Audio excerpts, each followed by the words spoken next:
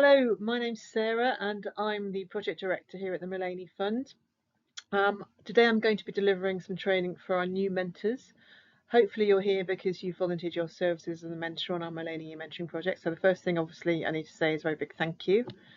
I've been working with the programme for the last 8 years and we do work with some amazing young people as well as our volunteer mentors.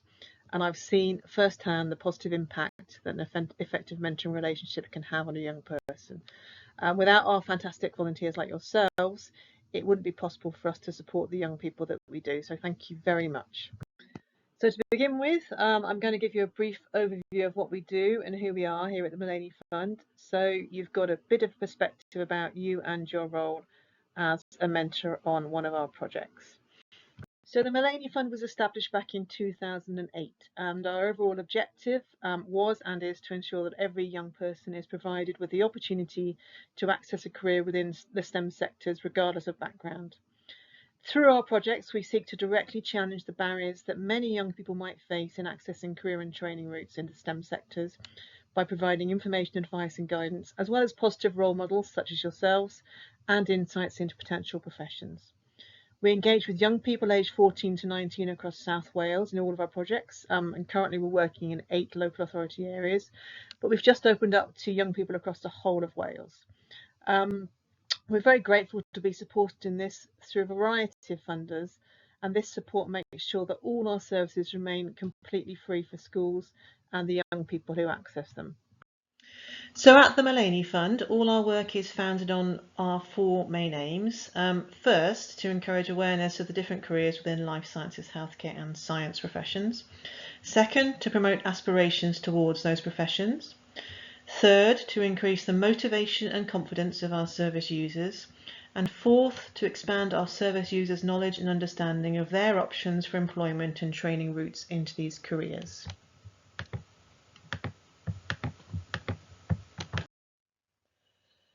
In order to achieve these aims, we run 3 distinct programmes of support. Mullany Mentoring, which is our main project and what our training is based on today. The Future Routes project, which is a limited scheme of work experience placements that we are able to offer young people through our partnerships with universities, GP practices, hospitals and other organisations. And then finally our Insight Talks, where professionals provide in-school or online talks, sharing their experience and provide insights into specific careers and progression paths. Today we're focusing on the Mullany e-mentoring project, as this is the programme that you're supporting by volunteering your time as a mentor. So how does it work? Well, initially students will complete a short online registration in which they outline their interests within life sciences or STEM subjects, and this is then used to match them with a suitable mentor. So for example, if a student is interested in nursing, we'll try and match them with a mentor who's a nurse or is studying to become one. Sometimes when demand is very high, we might not always be able to directly match a student based on their interests with a mentor. So it's perfectly possible you may get a student who's not directly seeking to progress within your specific career. But from experience, we know that this is okay and there's still a great deal of useful information and impact that can be had from the conversations during the session. Mentoring sessions will last from between 8 to 10 weeks, with 3 throughout the academic year. And each week, students and mentors will receive recommended weekly themes of support designed to promote engagement and useful discussion. However, the topic of conversation and areas of support are really service user-led and dependent on the direction the mentor and the student decide to take. All of our mentoring takes place on our secure bilingual online mentoring platform, Mentora, meaning you won't have to meet your student in person. And this really is just one example of how we ensure everybody's safety and well-being, which we'll go into later.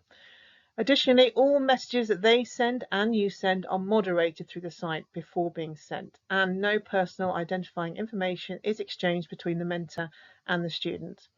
Again, this allows us to keep our mentors safe and our students safe, while at the same time promoting the growth of useful conversations.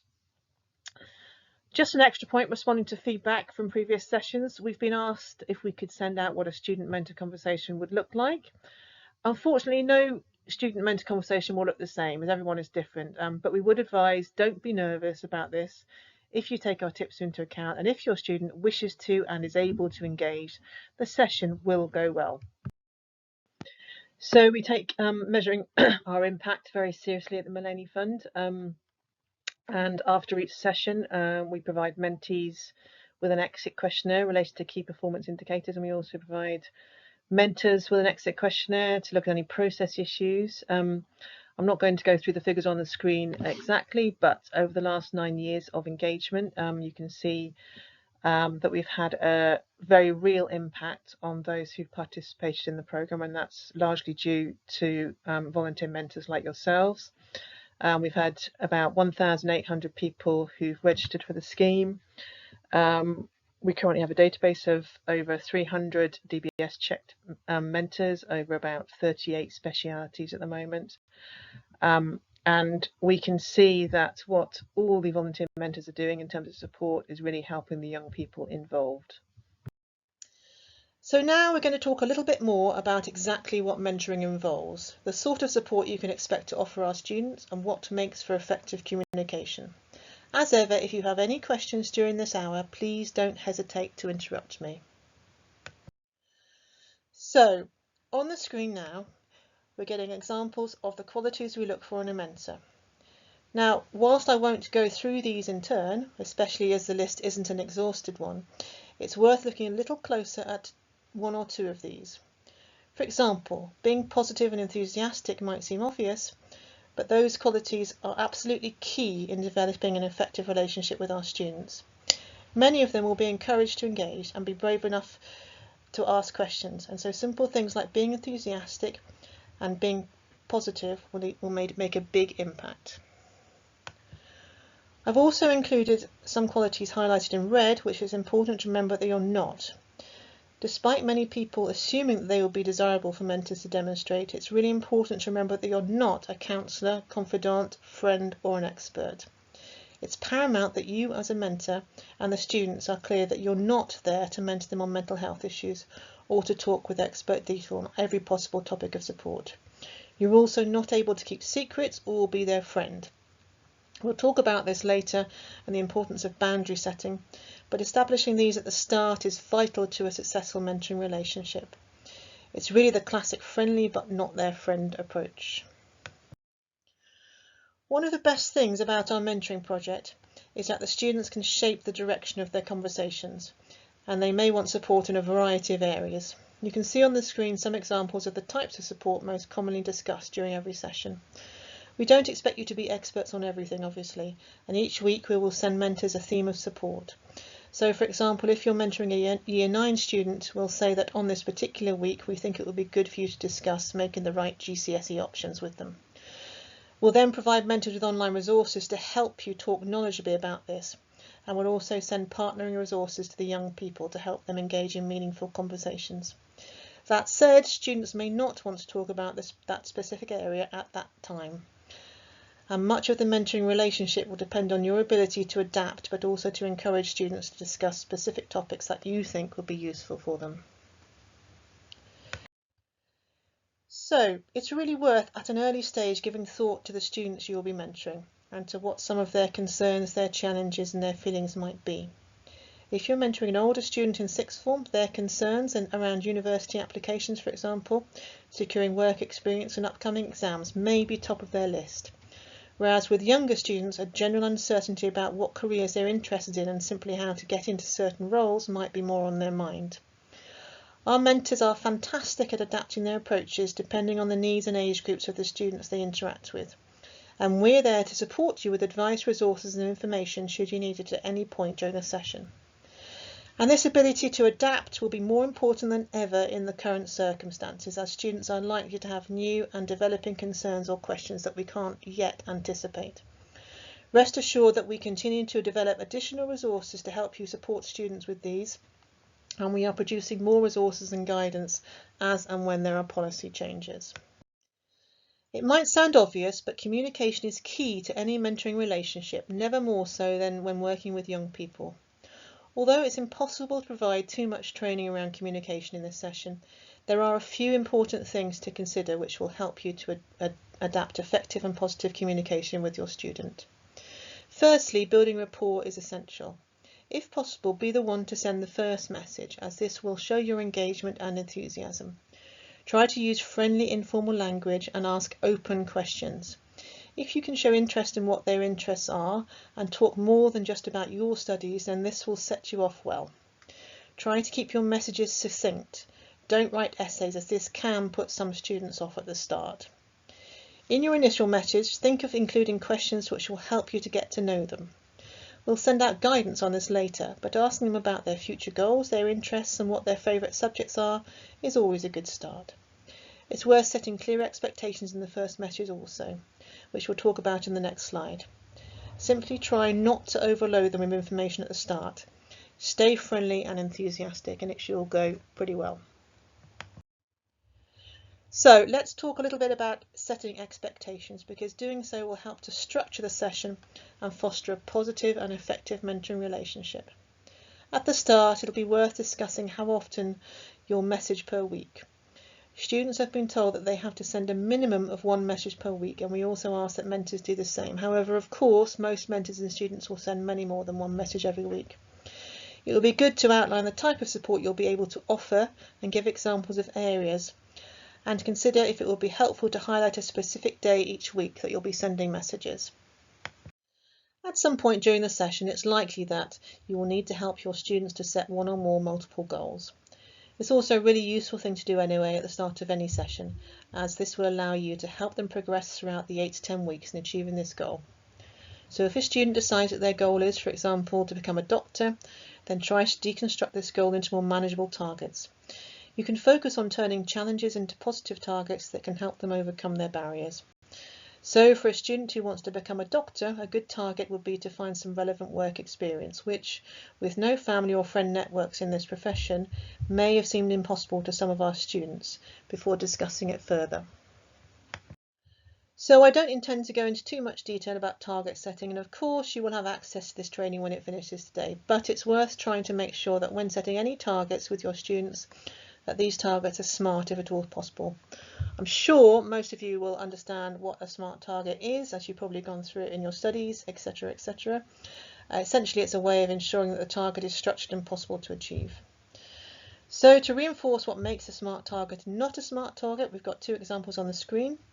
As you can see, the first is I want to get some work experience next month by sending 12 placement applications off every week so that I can gain experience in my chosen career. Probably won't surprise you to know this is not a SMART target, and essentially it's not a SMART target because it's not specific enough. It's very general. What kind of work experience are they trying to get? And it's also not particularly achievable. It doesn't seem realistic to expect a child to make 12 applications every week. So that's not a SMART target. The second one then, I want to have finished my UCAS personal statement by the end of the mentoring project. I will aim to have sent my mentor 2 drafts for feedback. Again, it probably won't surprise you to know this is a SMART target, and it's a SMART target because it ticks every box. It's specific enough, it's talking about writing a personal statement, it's measurable as we can judge whether they have written that personal statement. It seems realistic to expect them to have drafted 2 versions in the 10-week period of the session. It's obviously relevant to their long-term goals, and it's time-based, so this is a SMART target. Don't worry too much about some of the structure of your targeting, but when you're helping to set goals, obviously this will come in handy.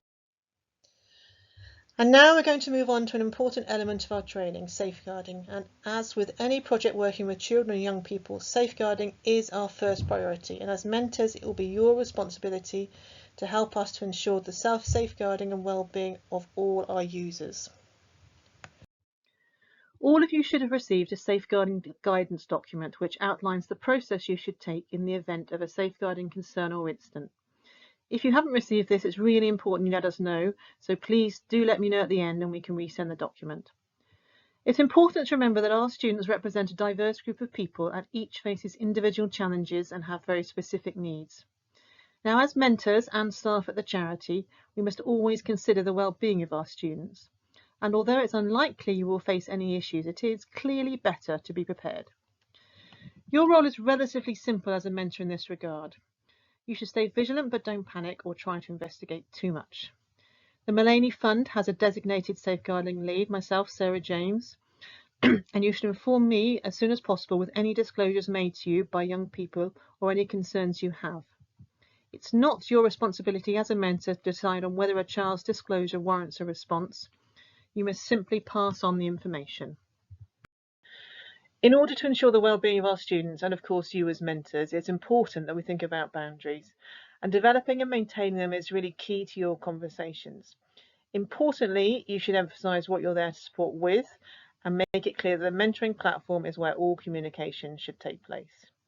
We want to make it as easy as possible for our mentors, and so we do have very clear positions on boundaries.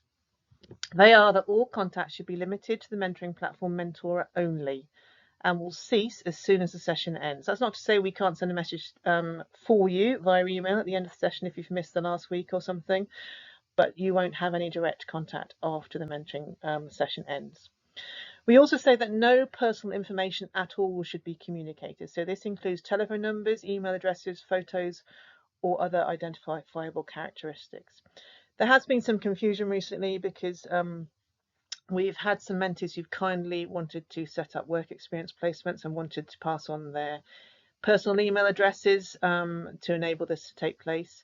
We can't do this, I'm afraid, for anybody, but if you would like to do this, we can pass on contact details for a work experience organisation to the student for you. The platform only includes your first name for similar reasons, and we also say that mentors should never connect or accept attempts to connect with students on social media platforms. It's really as simple as that and ensures that everyone remains as safe as possible.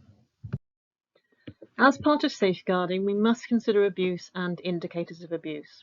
And although it's highly unlikely that you will be required to deal with any indicators of abuse, it is helpful to be aware of its existence so that you can be vigilant for signs. Now, there are many types of abuse, and not all look like we might expect. Broadly, abuse can fall into the following categories of domestic, sexual, neglect, online, physical, and emotional. But most relevant to you will be to consider some of the online indicators of abuse that you may well see in your interactions with young people. One of the first online indicators is an explicit disclosure where a young person directly says that they are being abused. Now, this is the most unlikely type of indicator, but it's something to be aware could happen. Other indicators of abuse can be where students are describing unhealthy relationships or unsuitable living conditions. They may talk about being isolated from friends or family, or you may well see a dramatic change in the tone of their messages, or a sudden disengagement from their studies or from goals they were really previously enthusiastic about. Now, this list is designed as a guidance only, and it's not exhaustive by any means. And it's also worth remembering that all messages are moderated, so chances are, if there's a type of abuse being indicated, then we will have caught it already. So you won't have to worry too much about this, but of course, you should always be aware. So let's take a look at what your response should be if, for whatever reason, an explicit disclosure manages to get through the moderation system and you receive a message from a student in which they say they're being abused. Now, it is possible that in the first instance they would have asked you to keep a secret. And on the screen and in the safeguarding guidance document, there's an outline of the process you should take in the event of a direct disclosure. Initially, keep calm and neutral and explain that you cannot keep a secret and that you will need to tell someone who can help them. This might put them off telling you, but it's important that you don't promise that you can keep it a secret.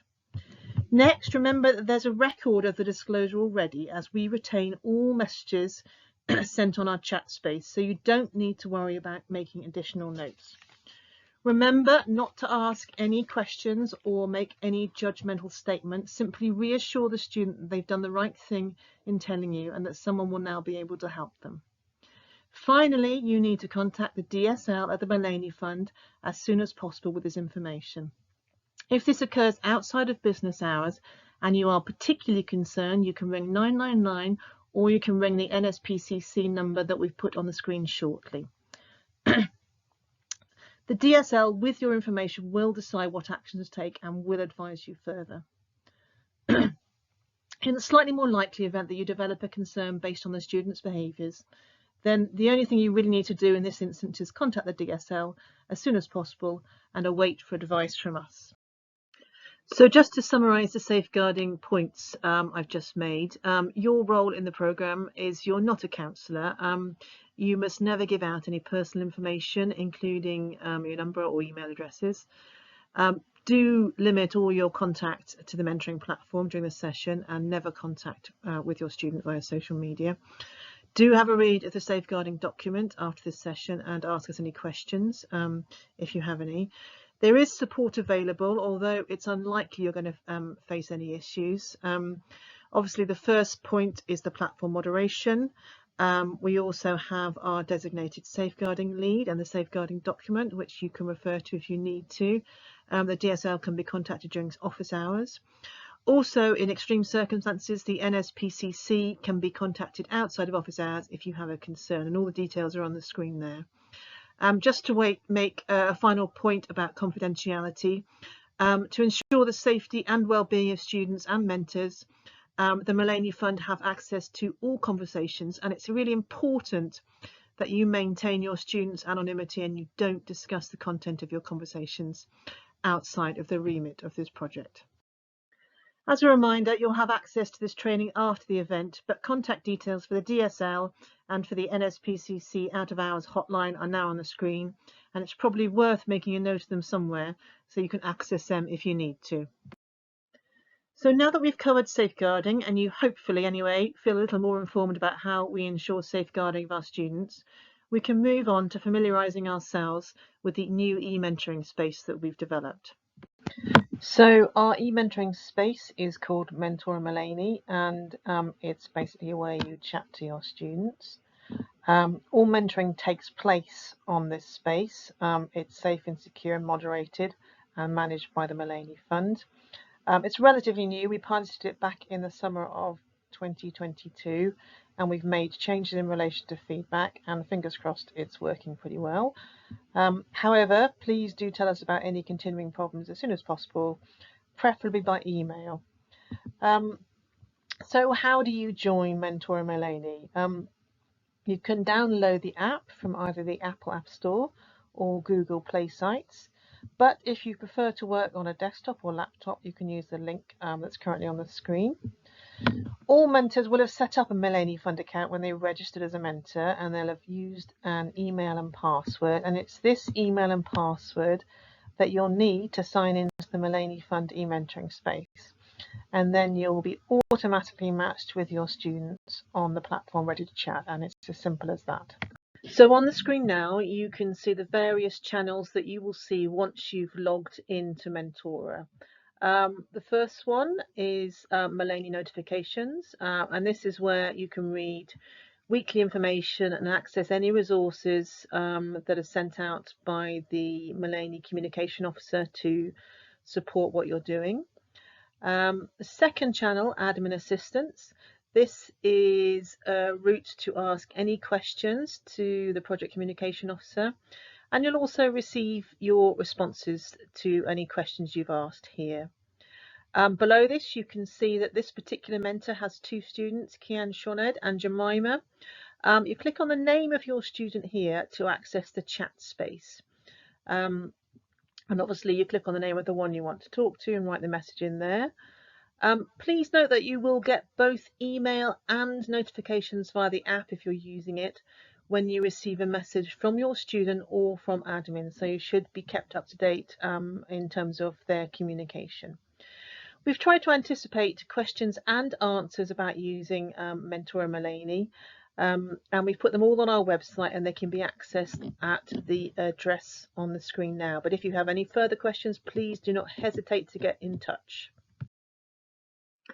So I've talked a little bit previously about our moderation system, which is in place for safeguarding reasons, and I'm going to go into it in a little bit more detail here. For safeguarding reasons, all the messages you send your student will go through an automated filter before they're sent to your student. Certain words or symbols or numbers will flag up to administrators as risky. So if your message contains one of these words, the Mullany team will need to review it before it's sent to your students. Common and usually non-problematic examples in English and Welsh include meet or email, or at Hotmail, etc. for an email address, or mental. And swear words in both English and Welsh will obviously also be stopped, as will telephone numbers. All attachments will enter into moderation as well as all links, just so we can check them over and check there's nothing which is going to cause a problem. Just to say though, it really is impossible for you to guess all the words which might cause a message to enter moderation, as the list is very, very long. So please, please don't worry too much about it. The admin team put through non-problematic messages to your students really as soon as possible. And obviously you will be informed if your message needs to be modified. Although the admin team do have the power to modify your original message, i.e. take out a telephone number to speed things up a little bit. Please don't worry also if you put something in which ultimately you just forget that you shouldn't do, you shouldn't have done, because everybody does that. We're all very busy and our minds wander sometimes, so please don't worry about that. We'll sort it out as quickly as possible. So as I said, as soon as you have a chance, please do log into the platform so that you have time to explore it before the students start engaging with you. But now, talking of that, we're going to discuss a little bit more about engagement and what to expect from our students. As a mentor, it's really helpful to remember that not every student is the same, and the nature of their age and the fact that they will often have many other commitments mean that not all of them will immediately engage with the mentoring when the session first starts. Now, we do ask that students and mentors send each other a minimum of one message per week, but that doesn't always happen, and it's actually often very likely that you'll send many more. But this is the minimum that we're working towards. It's perfectly possible that you may not receive a response to your message in the first week from a student, and it's really important actually not to be afraid to send a follow-up message. Our students can sometimes be very distracted. They've got a lot going on in their lives, and so if they see a follow-up message from you, and this can often be the prompt they need to respond and start engaging with the project. At the Mullany Fund, we're very keen to ensure that there is as much engagement as possible, obviously, and so we do monitor engagement across the platform. Every week, Mullany Fund staff will work with school staff. We send them engagement reports of who from their school have sent messages and who haven't. Equally, you can see if a student has sent a message and a mentor hasn't responded. Now, we understand that you can be very busy, but if that message goes days without a response, it can be quite off-putting and disheartening for the student. So you may well get a message from a Mullany Fund staff member just saying, oh, by the way, we're not sure if you've seen this, but there's a message from your student. Could you possibly respond when you have a spare 5 minutes? Of course, if you've got any problems or concerns with engagement, then absolutely contact us through the support channel so that we can give you some advice and guidance if at all possible. There are some common problems. Sometimes students simply don't respond. They sign up, they log in, and then they decide they just don't want to do it. This happens rarely, but it does happen, and it obviously can be quite disheartening for a mentor because we know that you've given up your time and are eager to engage with a young person. And it can be quite frustrating. It's really nothing that you have done. It just sometimes happens.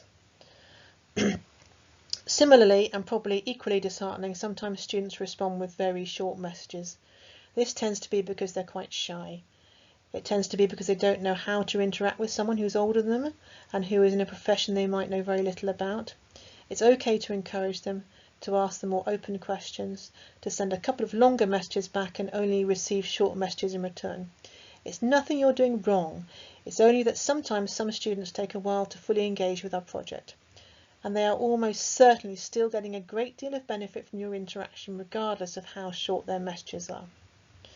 Thankfully, engagement across the board seems to be really good, and it's normally a really rewarding relationship for both student and mentor.